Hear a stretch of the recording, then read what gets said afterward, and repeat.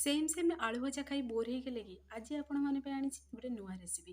ଆଜି ଆମେ କାର୍ତ୍ତିକ ମାସ ସ୍ପେଶାଲ ଆଜି ଆମେ ପ୍ରସ୍ତୁତ କରିବା ଆଳୁ ଭଜା।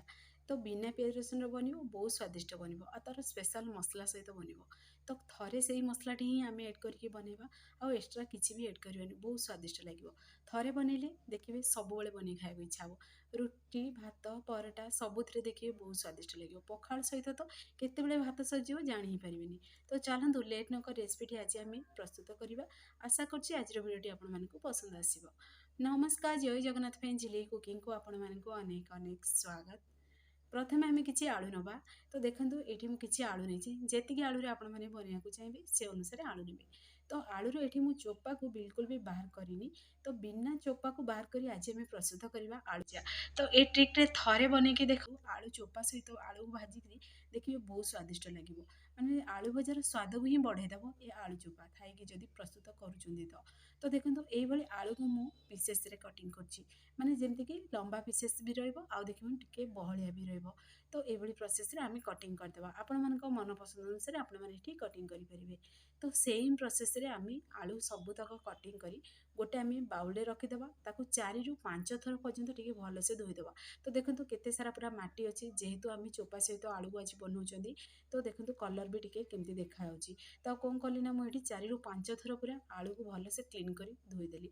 ଯେମିତିକି ଦେଖନ୍ତୁ ଆଳୁଟା ଆମେ ଯେତେବେଳେ ପାଣିରେ ଏଡ୍ କରିବା ତ ପାଣିଟା ବି ପୁରା ସଫା ଦେଖାଯାଉଥିବ। ଦେଖନ୍ତୁ ଏଇଭଳି ପ୍ରୋସେସ୍ରେ ମୁଁ ଆଳୁକୁ ପୁଣି ଥରେ ମିକ୍ସ କଲେ ବି ଦେଖନ୍ତୁ ପାଣିଟା ପୁରାପୁରି ସଫା ଅଛି।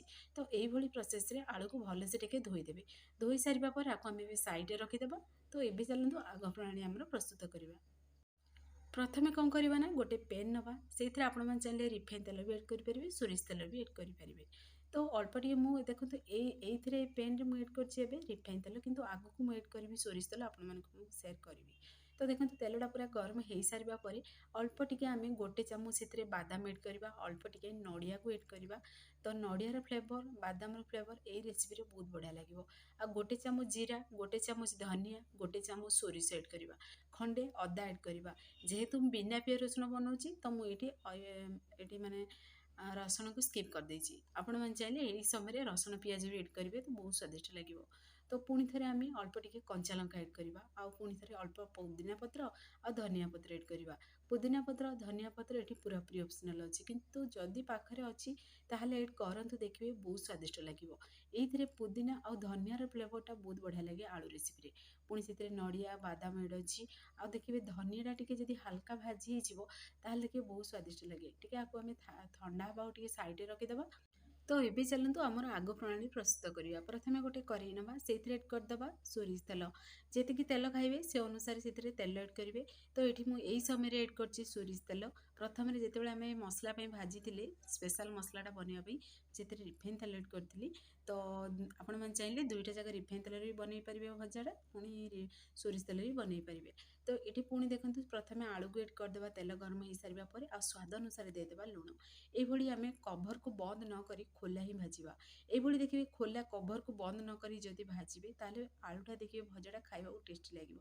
କାହିଁକି ନା ସେ ପୁରା କ୍ରିପ୍ସି ବନିବ, ଆଉ କଲର୍ ପୁରା ଚେଞ୍ଜ ହେଲା ପର୍ଯ୍ୟନ୍ତ ଆକୁ ଆମେ ପୁରା ଏବେ ମିଡ଼ିୟମ୍ ଟୁ ହାଇ ଫ୍ଲେମ୍ରେ ହିଁ ଭାଜିବା।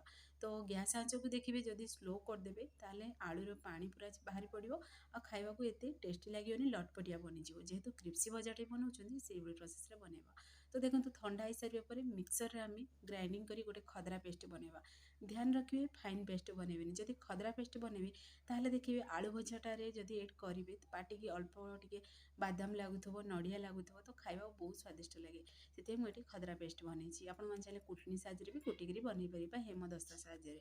ତ ଆପଣମାନେ ଦେଖୁଥିବେ ଧୀରେ ଧୀରେ ପୁରା କଲର୍ ବି ଚେଞ୍ଜ ହେଇସାରିଲାଣି। ଏଠି ଆଳୁଟା ପୁରା 50% ଆମର ଭାଜି ବି ହେଇସାରିଲାଣି। ଅଳ୍ପ ଟିକେ ହିଁ ସେଥିରେ ଏଡ୍ କରିବା ଆମେ କଲର୍ ପାଇଁ, ହଳଦୀ ଏଡ୍ କରିବା ହାଫ୍ ଚାମଚ। ଆଉ କଞ୍ଚା ଲଙ୍କା ଏଠି ପୁରାପୁରି ଅପସନାଲ୍ ଅଛି, ଯେହେତୁ ଆମେ କଞ୍ଚା ଲଙ୍କାକୁ ବାଟିଛନ୍ତି।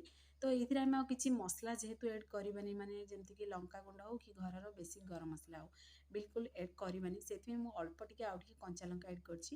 ତ ଯେହେତୁ ଦେଖିବେ ଯଦି ଅଧିକା ରାଗ ଥିବ କଞ୍ଚା ଲଙ୍କା ତାହେଲେ ଆପଣମାନେ ଏହି ସମୟରେ କଞ୍ଚା ଲଙ୍କା ସ୍କିପ୍ କରିପାରିବେ। ତ ମୁଁ ଏଇଥିରେ ଯେହେତୁ ରାଗ ନଥିଲା ଏତେ କଞ୍ଚା ଲଙ୍କାଟା ସେଇଥିପାଇଁ ମୁଁ ଏଡ଼୍ କରିଛି। ଏଇଟା ପୁରାପୁରି ଅପସନାଲ୍ ଅଛି। ତ ପୁଣି ଥରେ ଟିକେ ଭଲସେ ଆକୁ ମିକ୍ସ କରିଦେବା। ପୁଣି ଥରେ ଆକୁ ଟିକେ ଯେମିତିକି ଗୋଲ୍ଡେନ୍ କଲର୍ ହେବ ସେ ପର୍ଯ୍ୟନ୍ତ ଆକୁ ଫ୍ରାଏ କରିବା। ତ ଦେଖନ୍ତୁ ଆପଣମାନେ ଦେଖିକି ଜାଣିପାରୁଥିବେ ପୁରାପୁରି କଲର୍ ବି ଚେଞ୍ଜ ହେଇସାରିଲାଣି ଆଉ କେତେ ବଢ଼ିଆ ପୁରା କଲର୍ ବି ଆସିଛି। ଏହି ସମୟରେ ଆଳୁ ଆମର ପୁରା 90% ପୁରା ସିଝି ବି ଗଲାଣି।